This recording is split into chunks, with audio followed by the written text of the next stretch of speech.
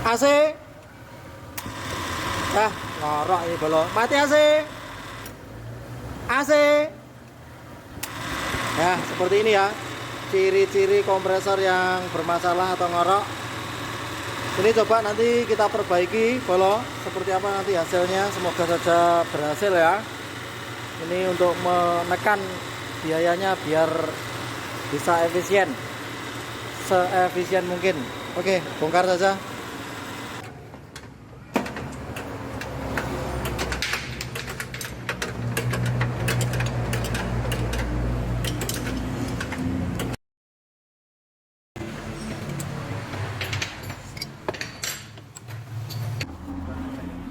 Ya, ini proses membersihkan bagian pistonnya ya, untuk bisa lebih detail lagi melihat kondisi pistonnya apakah memang masih layak untuk diservis atau tidak.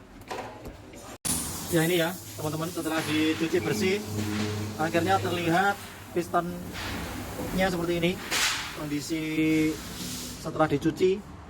Untuk yang bagian punggung ini masih normal, tapi ternyata yang depan ini sudah ada goresan. Kalau kondisi seperti ini sebaiknya diganti, bolo. Cuman kalau memang maunya diservis, nanti kita cari-carikan piston yang lain dari kompresor lain, istilahnya kanibal ya, ditukar-tukar seperti itu. Nah, kalau yang seperti ini masih bisa, ini masih layak ini untuk dipakai ya, tapi tetap kita servis dulu sebisa mungkin, nanti semoga saja hasilnya bagus. Ini untuk silindernya masih lumayan lah. Ini untuk kondisi as tengahnya juga masih memungkinkan untuk diservisnya. Nah, ini proses penyetelannya, satu demi satu disetel, dicari posisi yang paling presisi ya, meminimalisir suara berisik atau ngorok. Jadi perangkat-perangkat yang kocak sekecil apapun diantisipasi, kita minimalisir ya, biar suaranya lembut lagi, semut, enak didengar seperti dirimu, bolo. Oh, yuk start. Ya, ini kompresor yang di servis kemarin ya, yang tadinya ngorok, ini coba kita pasang, bagaimana hasilnya. Ayo AC. Wah, Masya Allah, sangat senyap sekali ya, bolo. Semut, lembut, ngoroknya hilang. Alhamdulillah, proses servis kompresornya berhasil.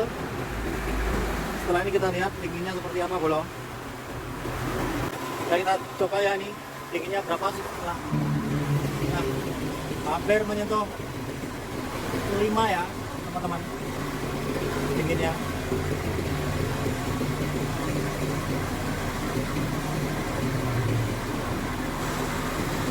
Nah, Masya Allah, 5 derajat.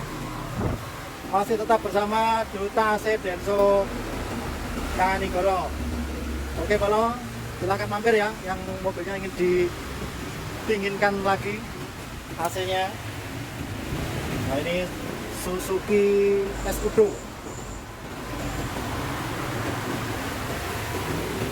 Let's go, sip.